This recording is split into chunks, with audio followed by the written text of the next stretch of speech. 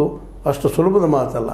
ಆದರೂ ಬದುಕು ಅನ್ನುವಂಥದ್ದು ಎಲ್ಲರನ್ನೂ ಮೌಲ್ಡ್ ಮಾಡ್ತದೆ, ಮೃದು ಮಾಡ್ತದೆ ಅನ್ನೋದು ಅಷ್ಟು ಸತ್ಯದ. ಆ ದಿಶೆಯಲ್ಲೇ ಈಗಲಾದರೂ ಹೋದರು ಅನ್ನೋಂಥ ಒಂದು ಸಮಾಧಾನ ಬಿಟ್ಟರೆ ಮತ್ತೆ ಏನೂ ಇಲ್ಲ.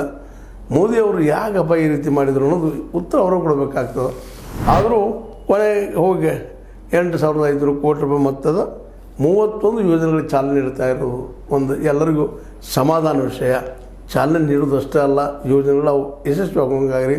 ಯಾಕಂದ್ರೆ ನಮ್ಮ ಮೋದಿಯವ್ರದ್ದು ಏನಪ್ಪ ಅಂತಂದ್ರೆ ಒಂದು ಗುಣ ಘೋಷಣೆ ಮಾಡೋದು ಸಾಕಷ್ಟು.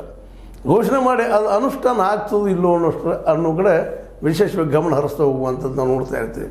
ಹೀಗಾಗಿ ಎಷ್ಟು ಮಟ್ಟಿಗೆ ಅಲ್ಲಿ ಗಮನ ಹರಿಸಿದಾರೋ ಏನು ಮಾಡಿದಾರೋ ಅದು ಮಾತು ಬೇರೆ.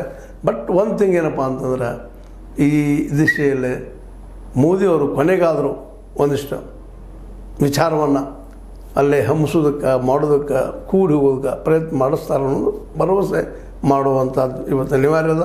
ಯಾಕಂದ್ರೆ ಇತಿಹಾಸ ಅಂತ ಹೇಗೆ ಹೋಗೋದೇ ಈಗ ಇತಿಹಾಸವನ್ನು ಮರಳಿ ಕಟ್ಟೋಕ್ಕಿಂತ ಮುಂಬರುವ ಭವಿಷ್ಯವನ್ನು ಒಂದು ಸೌಹಾರ್ದಯುತವಾಗಿ ಬೆಳೆಸೋದಕ್ಕೆ ನಮ್ಮ ಮೋದಿಯವರು ಪ್ರಯತ್ನ ಮಾಡಲಿ ಮತ್ತು ಪ್ರಯತ್ನಗಳು ಯಶಸ್ಸು ಸಿಗಲಿ ಅಂತೇಳಿ ಮತ್ತು ಇವ್ರು ಯೋಜನೆಗಳು ಘೋಷಣೆ ಮಾಡಿದಂಗೆ ಅವು ಅನುಷ್ಠಾನಗೊಳ್ಳಿ ಅನ್ನುವಂಥ ಮಾತನ್ನು.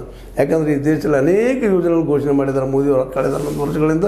ಅದರಲ್ಲಿ ಎಲ್ಲನೂ ಹೆಚ್ಚು 20%, 30%, 40% ಅಷ್ಟೇ ಯಶಸ್ವಿಯಾಗಿದ್ದಾವೆ.